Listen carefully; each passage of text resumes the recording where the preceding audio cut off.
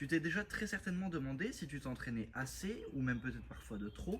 Et ça tombe bien parce qu'aujourd'hui on parle du volume idéal que tu dois potentiellement adapter en musculation selon ton temps de pratique ou ta disponibilité. Mais avant tout, c'est quoi le volume? Le volume en musculation, c'est le nombre de séries que tu vas réaliser pendant ta semaine d'entraînement. Et ce volume, tu peux le compter de différentes manières. Tu auras d'un côté le volume total sur tous les muscles et tu auras le volume sur chaque muscle. Et tu peux le compter de deux manières différentes, le volume direct et le volume indirect. Le volume direct, lui, ce sera le volume qui est directement appliqué sur le muscle concerné. Par exemple, sur un développé couché, la série directe seront sur tes pecs.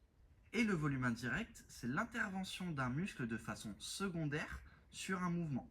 Par exemple, du coup, sur le développé couché, tu auras une série indirecte sur ton avant d'épaule. Le volume direct et indirect ne se comptent pas de la même façon. Une série directe équivaudra à une série. Un volume indirect équivaudra à 0,5 séries.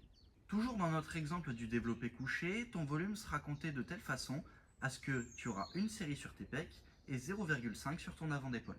Mais surtout, au fil de ta pratique, le volume sur chaque muscle doit être priorisé selon ce que tu veux développer. Mais maintenant, tu te demandes peut-être combien de séries est-ce que je dois effectuer pour que ce soit optimal.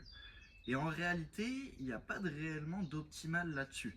Ça dépendra surtout de ta capacité à encaisser le volume, de ton temps de pratique ou encore si tu as un mode de vie relativement chargé. Par exemple, pour une personne débutante, le but sera d'aller chercher le plus de volume possible.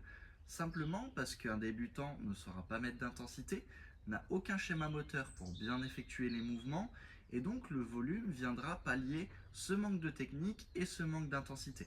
Donc sur cette période d'apprentissage, n'hésite pas à mettre 3 séries, voire peut-être des fois même 4 sur tous tes exercices. Ensuite, en avançant dans ta pratique et en mettant plus d'intensité, tu rentabiliseras beaucoup mieux tes séries. Donc tu auras besoin de moins de volume sur ta semaine. Et donc à ce moment-là, tu devras faire des tests. Étant donné que tu commences à t'entraîner beaucoup plus dur et beaucoup mieux, tu devras y aller plus progressivement. Idéalement, commence avec un volume qui n'est pas très haut, par exemple dans l'ordre de 10 séries maximum par muscle.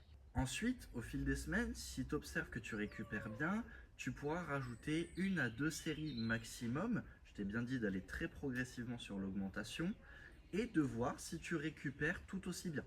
Le but, ce sera d'arriver jusqu'à un point où tu pourras allier intensité, récupération et volume. Faire le plus possible tout en récupérant bien. Un volume idéal pour progresser sur un muscle cible, ça va se situer entre 12 et 20 séries. Par contre, si tu te situes en dessous des 12 séries, ça ne veut pas dire que tu progresseras pas. Au contraire, des fois tu progresseras mieux avec un plus bas volume en mettant plus d'intensité et en rentabilisant tes séries qu'avec beaucoup plus de volume et où tu vas t'entraîner réellement qu'à moitié. L'importance de faire les choses progressivement, tu l'auras compris, mais c'est de bien récupérer pour pas engendrer trop de fatigue et avoir de potentiels risques de blessure. Le volume, c'est clairement ton meilleur allié pour progresser, mais si tu le gères mal, ça peut aussi clairement être ton pire ennemi. Maintenant, si tu es un pratiquant qui manque de temps, tu devras faire certains choix et prioriser des muscles et peut-être parfois en délaisser certains. Alors tu devras faire une sélection. Sélectionne les muscles que tu veux prioriser, place-les dans tes séances et identifie ceux que tu ne souhaites pas prioriser ou voire peut-être même pas travailler du tout.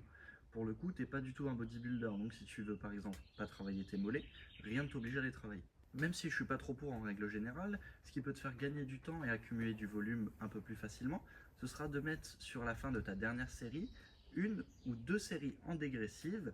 Au moins tu accumuleras un peu plus de tension mécanique et donc un peu plus de volume sans réellement rajouter du temps à ta séance.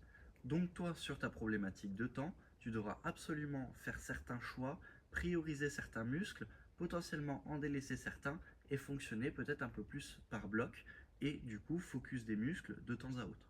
Maintenant, je t'invite à réserver ta consultation offerte pour qu'on discute ensemble de tes objectifs et de voir potentiellement si je peux t'aider et on se dit à très vite.